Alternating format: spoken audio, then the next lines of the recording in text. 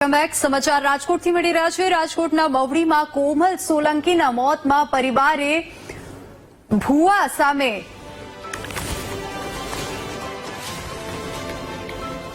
તો સમાચાર રાજકોટથી, જ્યાં યુવતીના પિતા ધીરજ સોલંકીએ ભુવા કેતન સાગઠિયા પર હત્યાનો આરોપ લગાવ્યો છે। કોમલ સોલંકી નામની યુવતી કેતન સાગઠિયા સાથે રહેતી હોવાનો આક્ષેપ છે।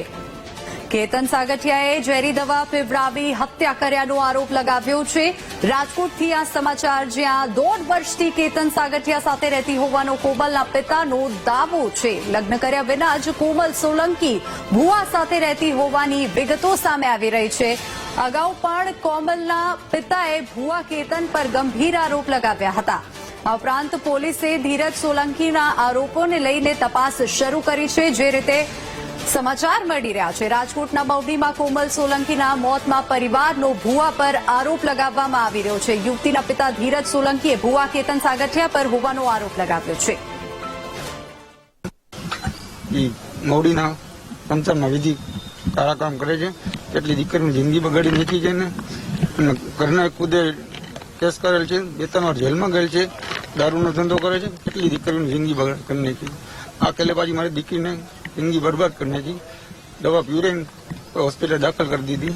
પાછા પોલીસવાળા અમને કહેવાય કે મારી દીકરી સિરિયસ છે, મારા વાઇફને બધાય દવાને ખબર, પણ મારી દીકરી કોમામાં હતી, કંઈ બોલી શકતી એમ નથી। ઘડી કાઢે રહીને ઘડી નોખી રહ્યો છો, કંઈ વાત સમજાતી નથી। કેટલા સમયથી સાથે હતા ને? 11-12 મહિના થયા। કોન્ટેક્ટમાં હતા? ત્યાં શું કરવા જતા હતા બેન?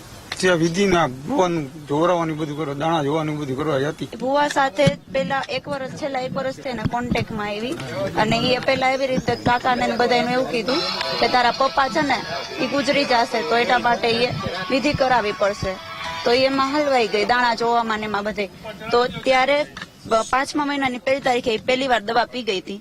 ત્યારે એ સુસાઇડ નોટમાં બધું લખેલું હતું કે હું કેતન સાગઠિયાના ત્રાસથી દવા પીવું છું, એ મારી ઉપર દેણું કરી નાખ્યું છે, મારી ઉપર લોન લઈને બધી વાપરી નાખી છે, બધું એવું લખેલું હતું। ત્યારે અમે ફરિયાદ કરી હતી, બધું કર્યું હતું। પછી અમે એને ઘરે લઈ આવ્યા, ત્યાંથી મારા મોટા બાપુના ઘર ખોડિયાલપરામાં અમે એને રાખી। પછી 5મા મહિનાની 9 તારીખે એ પાછી વહી ગઈ એની સાથે। પછી અમને ફોન આવ્યો એનો 3-4 મહિના પછી, દવા પહેલી વાર પીધી અને 3-4 મહિના પછી અમને ફોન આવ્યો કે મને આવડા બહુ હેરાન કરે, શારીરિક રીતે અને માનસિક રીતે હેરાન કરે છે, તો તમે બધા આવો। તમારા ઘરના અમે બધા ગયા એને લેવા, તો ત્યારે એવડા આવવા ન દીધી અમારી સાથે।